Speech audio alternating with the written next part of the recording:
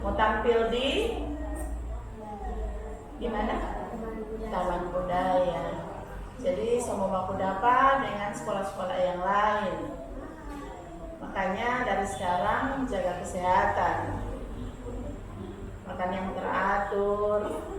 Kalau capek jangan paksa mau lanjut latihan, bilang sama ibu seniman, bilang capek gitu. Jadi jangan merasa terbebani. Kalau saya capek jangan memaksa.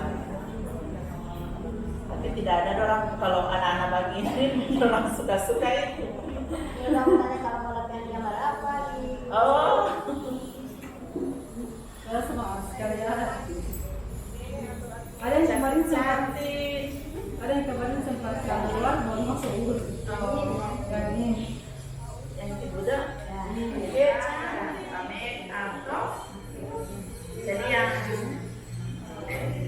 apa yang sekarang lebih meningkat lagi pengen.